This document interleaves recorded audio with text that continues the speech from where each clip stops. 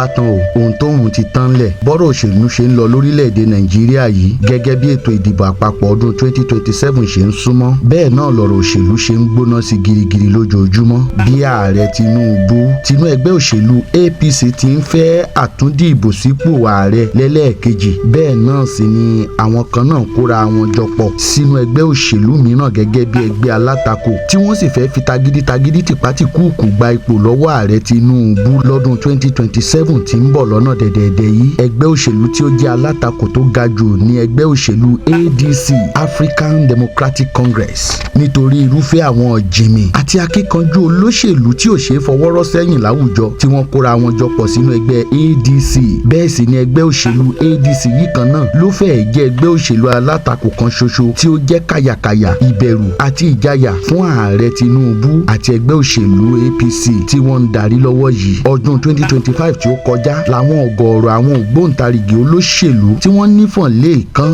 àwọn àgbà òṣèlú tí wọ́n ń jẹ̀ṣẹ́ bì láwùjọ káàkiri àwọn ẹgbẹ́ òṣèlú látinú ẹgbẹ́ PDP APC NPP Labour Party Accord Party àti bẹ́ẹ̀ bẹ́ẹ̀ lọ ni wọ́n parapọ̀ sínú ẹgbẹ́ ADC tí wọ́n sì ń pè ní Coalition Party lára àwọn jìmìjayà olóṣèlú tí wọ́n ṣara wọn jọ káàkiri àwọn inú ẹgbẹ́ òṣèlú láti rí igbákejì ààrẹ orílẹ̀-èdè yìí tẹ́lẹ̀ rí Alhaji Abubakar Atiku gómìnà àti mínísítà rí tẹ́lẹ̀ tí ó jẹ́ ọmọ bíbí ìpínlẹ̀ Ọ̀ṣun èyí tí ó sì tún jẹ́ ìmùlẹ̀ ààrẹ Tinubu tẹ́lẹ̀ rí tí ó tó di pé tirẹ́là gbà àárín wọn kọjá ọ̀gbẹ́ni Abdulrauf Adésọjí Arẹ́gbẹ́ṣọlá gómìnà àná nípínlẹ̀ Kaduna Alhaji Nasru El-Rufai gómìnà àti mínísítà tẹ́lẹ̀ rí nípínlẹ̀ Rivers Rotimi Amechi gómìnà àná nípínlẹ̀ Anambra Peter Obi gómìnà àná nípínlẹ̀ Kano Alhaji Kwankwaso èyí tí àwọn méjèèjì yìí sì ti yàbàrá sínú ẹgbẹ́ NDC lẹ́yìn tẹ́kọ̀ kò ṣojú mímu fún èròǹgbà wọn láti díje sípò ààrẹ lórílẹ̀‐èdè yìí látinú ẹgbẹ́ ADC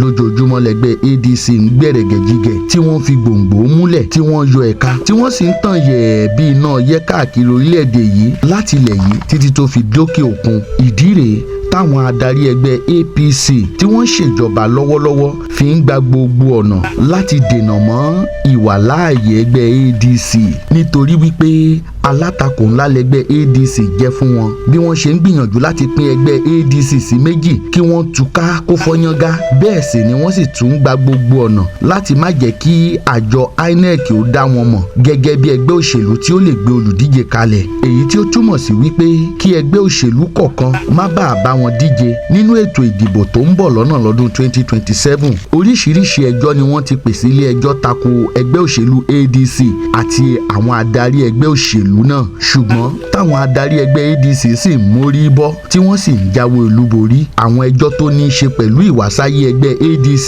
pàápàá jùlọ ẹjọ́ tí ó ní í ṣe pẹ̀lú àwọn adarí ẹgbẹ́ náà gẹ́gẹ́ bí ààrẹ ilé ìgbìmọ̀ asòfin àgbà nílẹ̀ yìí tẹ́lẹ̀ rí Senator David Mark ṣe di alága àpapọ̀ ẹgbẹ́ náà tí gómìnà tẹ́lẹ̀ rí nípínlẹ̀ Ọ̀ṣun ọ̀gbẹ́ni Abdulrauf Adésọjí Arẹ́gbẹ́ṣọlá ṣe jẹ́ akọ̀wé àpapọ̀ àgbà fún ẹgbẹ́ ọ̀hún honorable tí ó jẹ́ ọmọ ilé ìgbìmọ̀ asòfin kékeré ní Àbújá ìyẹn House of Rep Lékè Abẹ́gidé ló pe ẹjọ́ ní yàjóyàjó láìpẹ́ yìí láti fi tako àwọn ìgbìmọ̀ adarí ẹgbẹ́ ADC ṣùgbọ́n tí adájọ́ Musa Liman ti ilé ẹjọ́ gíga kan l'Àbújá dájọ́ tí ó sì fìdí rẹ̀ múlẹ̀ wípé Senator David Mark àtàwọn ìgbìmọ̀ lábẹ́ ìdarí rẹ̀ ní ojúlówó adarí ẹgbẹ́ ADC tí òfin dámọ̀ dáadáa adájọ́ Liman sọ nínú ìgbẹ́jọ́ rẹ̀ kalẹ̀ wípé honorable Abẹ́gidé kò lẹ́tọ̀ọ́ lábẹ́ òfin láti gbé ẹjọ́ náà wá síwájú ilé ẹjọ́ gíga náà ó tẹ̀síwájú nínú ọ̀rọ̀ rẹ̀ wípé honorable Abẹ́gidé kọ̀ láti tẹ̀lé ìlànà òfin ẹgbẹ́ ADC kí ó tó gbé ẹjọ́ kò lẹ́sẹ̀ ńlẹ̀ náà wá síwájú ilé ẹjọ́ adájọ́ Liman kádì ọ̀rọ̀ rẹ̀ ńlẹ̀ wípé òun gba ìpéjọpọ̀ ìpàdé àpapọ̀ ẹgbẹ́ ADC tí ó wáyé ní ọjọ́ keje oṣù keje ọdún 2025 wọlé gẹ́gẹ́ bí ọ̀nà tí ó bófin mu láti yan àwọn adarí tuntun fún ẹgbẹ́ náà èyí tí ó fa David Mark àti Arẹ́gbẹ́ṣọlá kalẹ̀ lọ́jọ́ kọkàndínlọ́gbọ̀n oṣù keje ọdún 2025 níbi tí àwọn àjọ INEC ti kópa láti bójútó ètò ìpàdé náà ní báyìí tí ẹgbẹ́ ADC tún ṣe mórí bọ́ nínú ẹjọ́ tí ọ̀nàrẹ́bù Abẹ́gidé pè láti tú wọn ká yìí tí wọ́n sì tún jagun àjàyè nínú ẹjọ́ tí ilé ẹjọ́ kékeré kan dá láìpẹ́ yìí lórí wípé kí àjọ INEC ó pa orúkọ ẹgbẹ́ ADC rẹ̀ ààrẹ lórílẹ̀‐èdè yìí ṣùgbọ́n tílé-ẹjọ́ gíga court of appeal tún sọ wípé láyé kò jọ kò sóhun tó ń jẹ́ bẹ́ẹ̀. Ibo tún ni ààrẹ Tinubu ọmọ olódòdẹ àtàwọn ọmọ ogun rẹ̀ nínú ẹgbẹ́ òṣèlú APC tún fẹ́ gbà yọ sí Alhaji Atiku, Amechi, David Mark, Arẹ́gbẹ́ṣọlá, El-Rufai tí wọ́n ti fi sí àhámọ́ àtàwọn lẹ́ẹ̀kan tí wọ́n kóra wọn jọ sínú ẹgbẹ́ ADC báyìí o. Torí pé